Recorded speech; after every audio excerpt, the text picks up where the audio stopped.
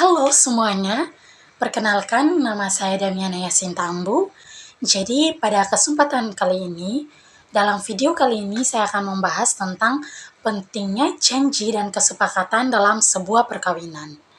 Nah, sebelum kita membahas lebih lanjut, saya akan menjelaskan terlebih dahulu pengertian dari janji perkawinan.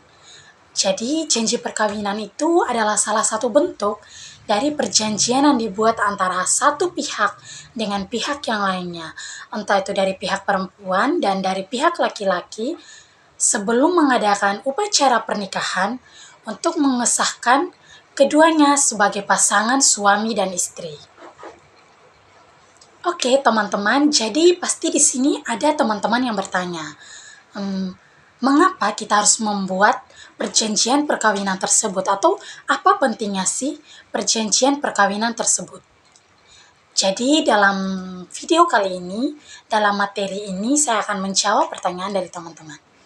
Jadi alasan dibuat sebuah janji perkawinan tersebut, ini dibuat semata-mata untuk menjaga kepentingan usaha dan menghargai martabat masing-masing pihak antara pihak laki-laki dan pihak perempuan. Oleh karena itu, perjanjian perkawinan dapat memastikan bahwa pasangan Anda menikah dengan Anda bukan dengan atau karena kekayaan atau harta Anda, melainkan dengan niat yang tulus antara Anda dengan calon Anda dapat dibuktikan dengan membangun sebuah rumah tangga.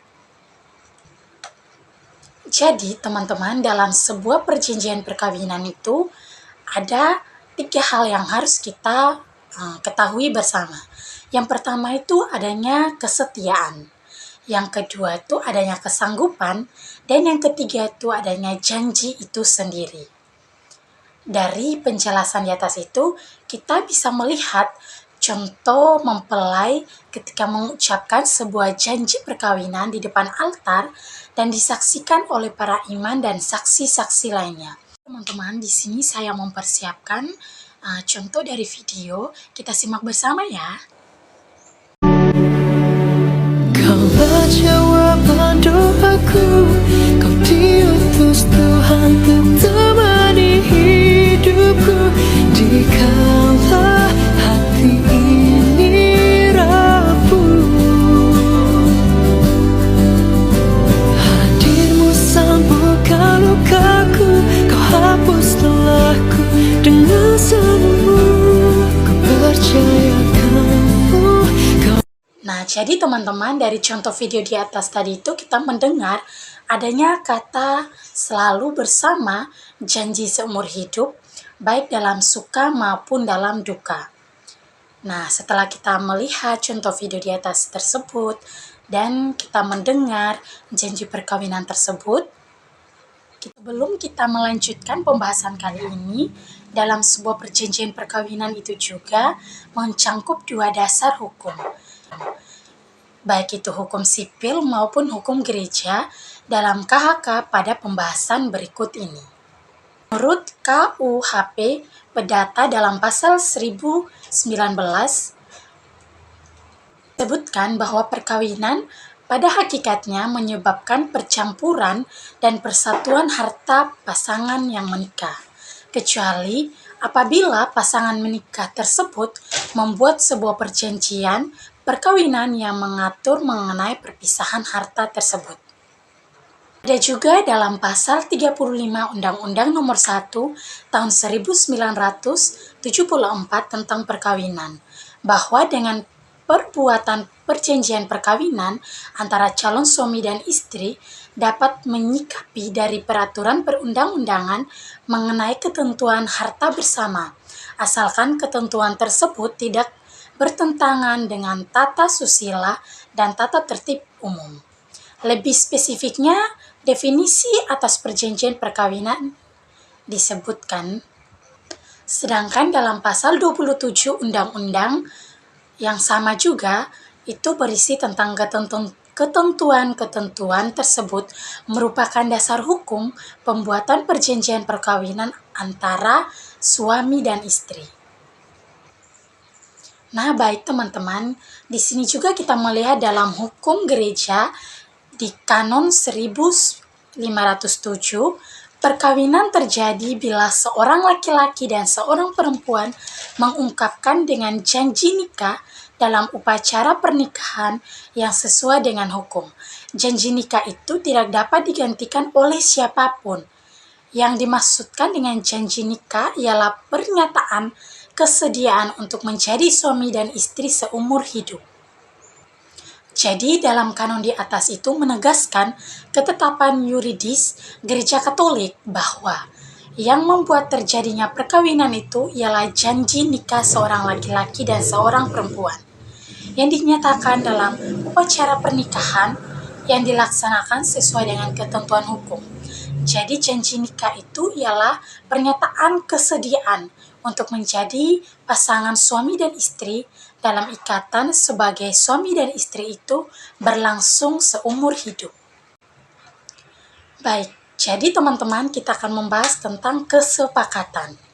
Jadi teman-teman, kesepakatan nikah itu adalah unsur konstitutif dan tak tergantikan dari perkawinan itu tersebut. Nah, hal ini sesuai dengan doktrin hukum perkawinan Katolik bahwa perkawinan adalah sebuah kontrak atau perjanjian timbal balik antara seorang laki-laki dan seorang perempuan untuk membentuk persekutuan dalam seluruh hidupnya. Sebagai makhluk rasional dan yang bebas, yang memiliki hal eksklusif atau penentuan nasib sendiri, tindakan memberikan diri sendiri self-giving dalam kesepakatan nikah tidak pernah ditentukan oleh orang lain, melainkan terjadi di dalam diri sendiri oleh diri sendiri tersebut. Nah, dengan demikian, unsur yang membangun salah satunya dari perkawinan sebagai perjanjian interpersonal ialah kesepakatan dua pribadi, seorang laki-laki dan seorang perempuan yang konkret, real, dan unik. Jadi, sebelum menjadi objek pengaturan hukum, kesepakatan nikah ditentukan pertama-tama oleh hakikat atau kuadrat perkawinan itu sendiri. Dan terkait langsung dengan aspek-aspek internal dari kedua pribadi yang menikah, sedangkan dalam kesepakatan perkawinan itu memiliki dua unsur persyaratan. Yang pertama itu adanya unsur kapasitas yuridis, dan yang kedua adanya tata peneguhan kanonik. Kedua unsur tersebut merupakan penetapan hukum karena alasan-alasan eksternal atau di luar subjek manusia. Berbicara tentang kesepakatan nikah berarti berbicara mengenai subjek yang melakukannya dan juga objek kesepakatan nikah itu sendiri. Jadi kesepakatan nikah adalah tindakan kehendak seorang laki-laki dan seorang perempuan, baik itu subjek, untuk membangun persekutuan suami dan istri atau objek. Nah, jadi subjek dan objek saling melengkapi dan saling memberikan spesifikasi. Di sini tidak mungkin adanya tindakan subjek tanpa isi atau objek tersebut. Dari kesepakatan tersebut, kita melihat bersama dalam pandangan gereja Kanon 1507, perkawinan itu terjadi bila seorang laki-laki dan seorang perempuan mengungkapkan dengan janji nikah dalam upacara pernikahan yang sesuai dengan hukum. Jadi dalam janji nikah itu tidak dapat digantikan oleh siapapun. Yang dimaksudkan dengan janji nikah ialah pernyataan kesediaan untuk menjadi suami dan istri seumur hidup. Kan dalam Kanon 1905 dan 1103 menetapkan ketentuan-ketentuan demikian, yaitu keabsahan kesepakatan nikah, baik dari sudut subjek pelaku maupun dari sudut objek kesepakatan nikah tersebut. Nah, jadi di sini sudut subjek yang membuat kesepakatan nikah adalah pribadi manusia yang rasional dan bebas. Ia bertindak dengan menggunakan akal budi dan kehendak bebasnya.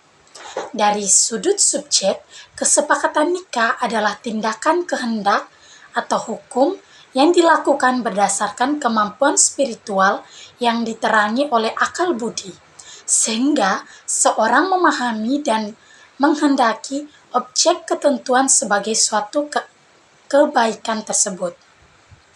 Ada mekanisme psikologis dalam kesepakatan nikah yang dilibatkan unsur intelektif, akal budi, dan unsur volitif, kehendak dari subjek. Selain itu juga, dalam kesepakatan perkawinan itu kedua belah pihak antara pihak laki-laki dan pihak perempuan membuat suatu kesepakatan yang berkaitan dengan kesepakatan dalam kebersamaan, dalam bentuk kesejahteraan keluarga, dalam pendidikan iman mereka dan pendidikan anak mereka, dan kesepakatan memiliki keturunan atau memiliki anak. Nah, teman-teman, dari semua penjelasan di atas tersebut, di sini saya memberikan satu buah video lagi untuk kita lebih memahami tentang perjanjian perkawinan dan kesepakatan perkawinan tersebut. Silakan disimak. Saudara-saudari yang terkasih dalam Kristus, mungkin kita akan sedikit melihat kembali tentang pernikahan Katolik. Pernikahan Katolik itu sebenarnya seperti apa sih? Dan pernikahan Katolik memiliki 3 karakter dasar. 3 karakter dasar. Yang pertama itu 1 suami, 1 istri. 1 laki-laki, 1 perempuan. Bahasa kerennya monogami. Ya, monogami. Monos, 1, gami, istri atau suami. Tidak ada yang lain. Karakter kedua, ada yang tahu? Iya, karakter kedua tidak terceraikan sampai kematian memisahkan. Dan karakter ketiga adalah yang disebut sebagai terbuka pada kehidupan. Dalam artian terbuka untuk memiliki anak. Tapi bukan hanya sekedar produksi anak terus-terusan ya, seperti kelinci tiap bulan ya produksi anak, bukan ya. Tapi memiliki anak dan mendidiknya. Jadi ada elemen pendidikan.